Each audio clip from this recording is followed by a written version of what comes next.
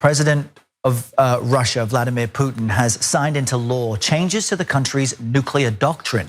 Moscow will now consider a conventional attack on Russia by any nation that is supported by a nuclear power a joint attack.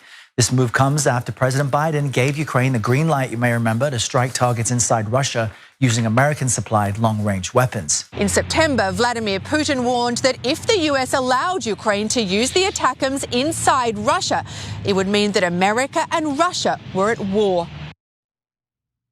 Well, Ukraine has now used the ATACMS, the long-range missiles that have been provided by the United States, inside Russia, and this is what's leading to an escalation of this ongoing war between Russia and Ukraine. So now Vladimir Putin has essentially lowered the standard or lowered the bar for using his arsenal of nuclear weapons, and this is the latest escalation toward a wider war and potentially mutually assured destruction. Now today, for the first time, Ukraine did use those ATACMS. I wish they didn't name the long-range missiles that name, but that's what they're called, inside Russia. Let's watch more on that.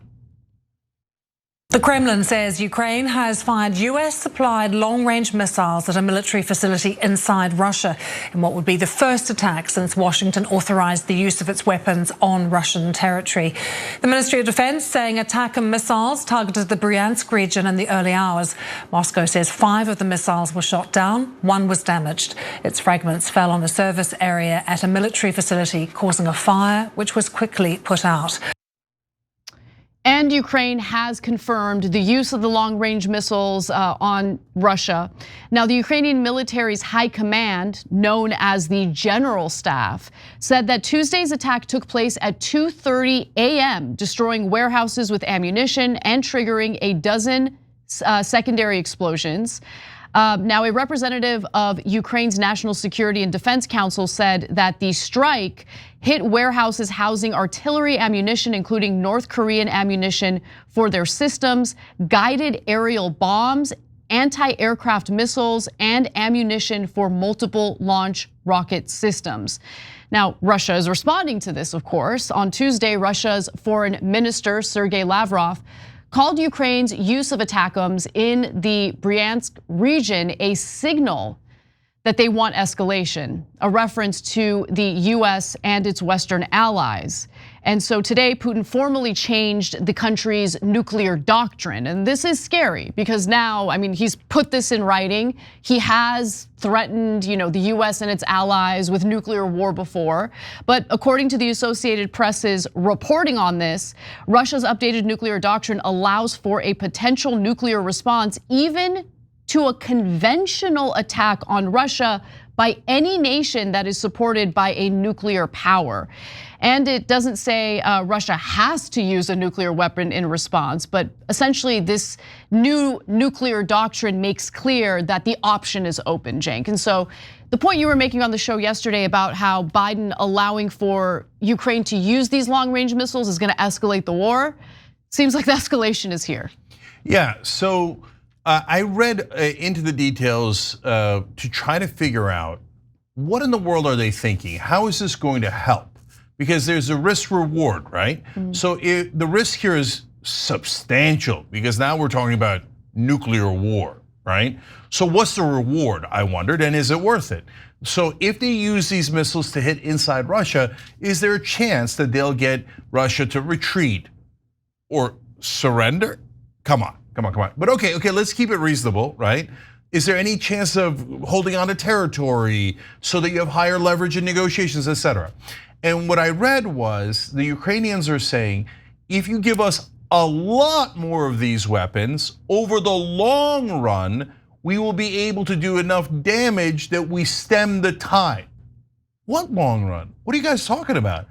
Trump won. He's about to force you into a peace deal where you give up land in about 2 months. They know that, And so the explanation that we were hearing from Ukraine yesterday, I think makes a lot more sense than what you just floated, because the argument that they have is, look, we have taken control of some Russian territory and we want to keep control of that Russian territory as a bargaining chip as we engage in, peace negotiations and a ceasefire deal.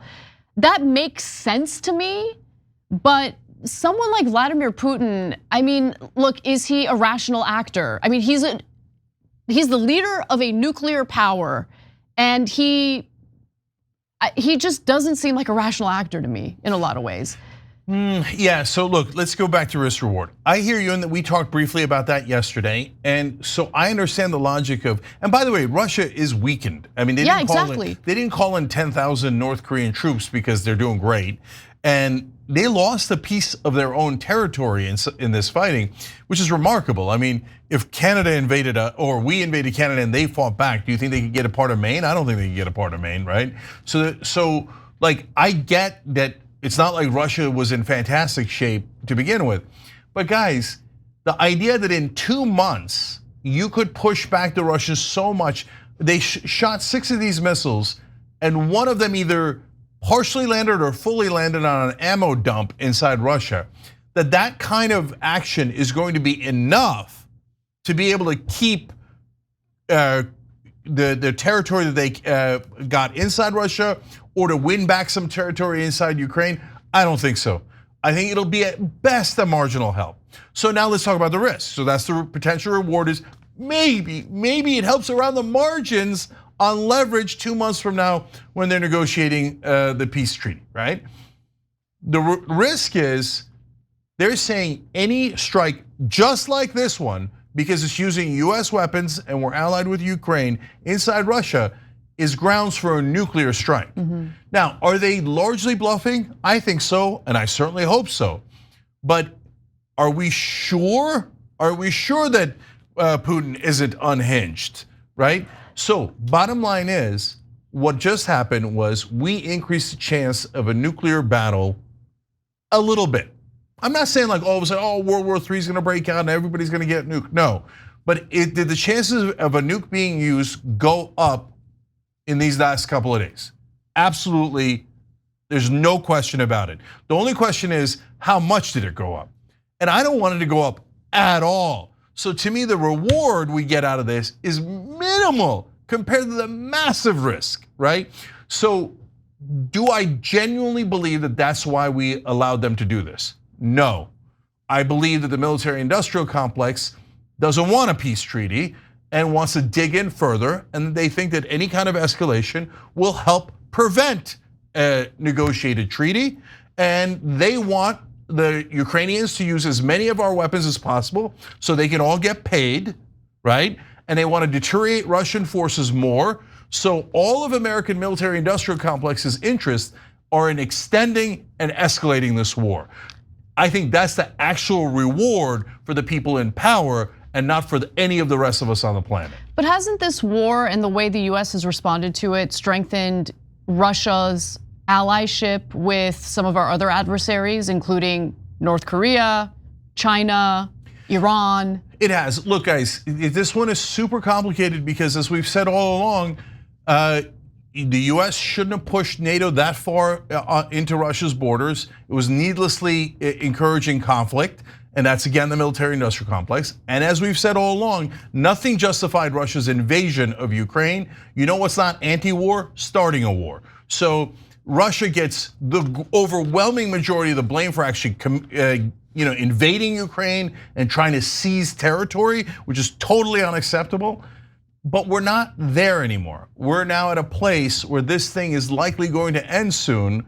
So how do we get it to end in as best a way as we could possibly do? Protect the Ukrainians as much as possible, not encourage other despotic regimes to try to invade other places and grab land, right? While still getting to a solution that everyone can live with, given that Trump's gonna go in that direction whether we like it or not. That is, you're not gonna be able to bring that back. It's over, right?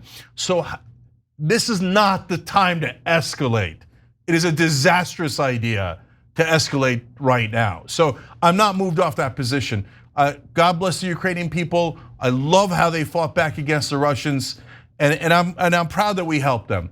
But at this point, escalating against Russia is madness, and it's done for the profit of the defense contractors, and I'm not at all interested in it.